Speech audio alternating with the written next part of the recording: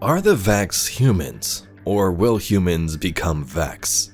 The origin of this collective mind of radiolarian fluid connects back to the beginning of the universe and possibly before.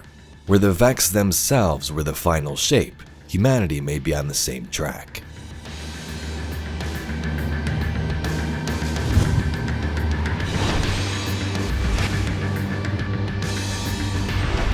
And before we jump into this, I want to clarify I'm not the first one to come up with this theory. There's been videos and posts about it before. In fact, today's video was inspired by a post by Sweeples the First, and we'll reference some of their take and some of the comments from that post in this video. We'll talk about some of the lore that's concrete, but also dive into some crazy speculation. Leave your own in the comments below. The flower game, played by the gardener and winnower. We know the believed metaphor and texts, the two paracausal forces playing their game of creation and destruction before the creation of the universe. The flower game symbolizes a primordial simulation or contest held in a garden before the universe's creation, reflecting the philosophical debate between order and chaos, simplicity and complexity. Pretty much Conway's game of life. This game ends with a single, self-sustaining pattern emerging and dominating the entire simulation, a result that pleases the darkness. The winnower in this case, which favors determinism and simplicity. But this of course frustrates the other side, the gardener and the light, which values complexity, diversity, and the potential for endless novelty. When this conflict escalates to war, this marks the beginning of the universe as we know it. Those patterns from the flower game, representing fundamental cosmic principles and potentialities, escape into the nascent universe. Initially existing as quantum fluctuations in the universe's early hot state, these abstract patterns eventually find a physical substrate in the briny seas of the first worlds, becoming radiolaria. This marks the known physical origin of the VEX, who evolved from these simple microscopic organisms into a vast and complex cybernetic network driven to impose their deterministic, dominating pattern onto reality. This is how the VEX came to be. Now that's from Shadowkeep's Unveiling Lorebook and also Clovis Bray's texts. And of course, we still need to learn a lot more. It's a little foggy with the whole metaphor situation with the Shadowkeep lore book, but this is the information we have for now on how the VEX came to be. From the Partition of Death card from the Books of Sorrow, the VEX enter our reality. But while Oryx traveled to observe the deep, destroyed ancient fortress world, Crota conspired with his sisters to learn their secrets. I too will experiment with a wound, he said. With his sword, Crota cut open a new wound into new space. In here, he thought he might obtain a secret power. Out of this wound came machines called VEX. They invaded Oryx's throne world. So this is how the VEX came to exist in our current reality, their creation through the metaphor and knowledge speculated by Clovis Bray, and Crota opening the portal to let them in. The goal of the VEX is the final shape, their own final shape. They were the winners of that game in the previous states before our universe. They were the final shape previously, but when the gardener decided to introduce this new rule itself into the universe, things changed. So the ultimate goal of the VEX is to rewrite the universe in their image, ensuring their dominion and survival above all else.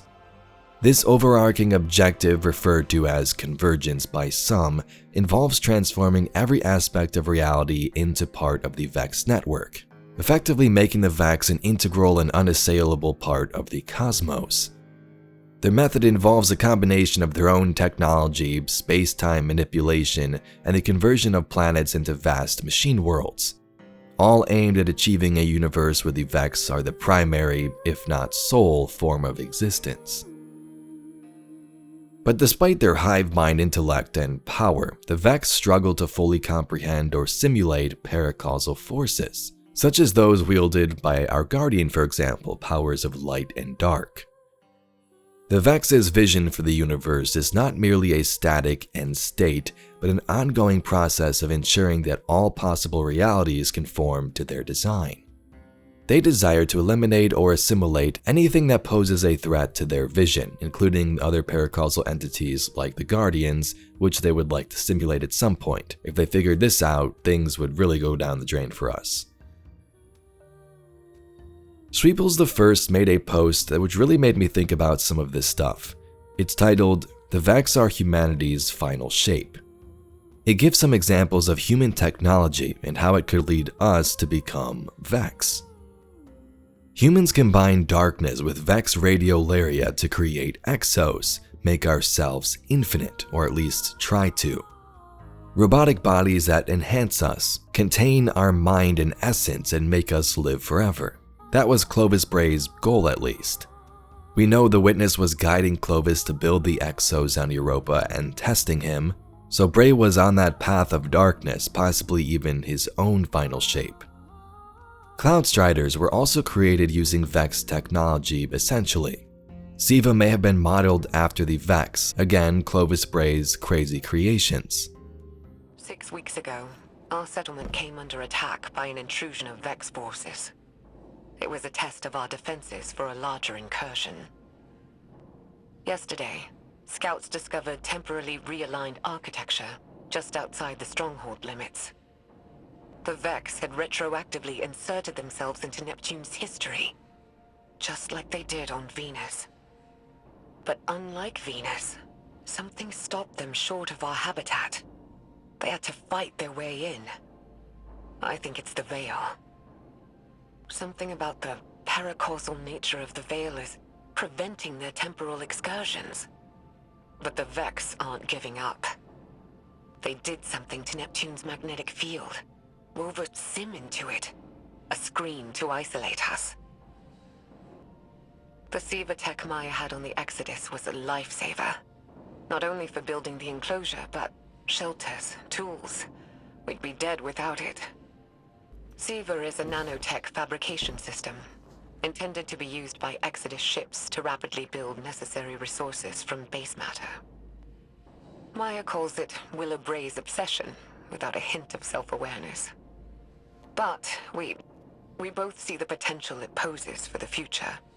Each nanomachine in Siva's design is an independent, thinking machine, utilizing a distributed quantum network to coordinate movement.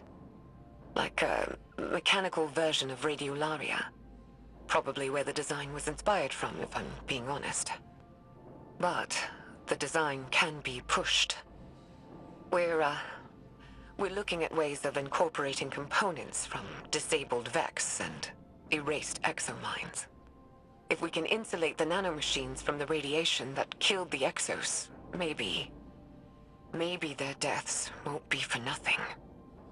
Wait, does this really mean I'm part VEX?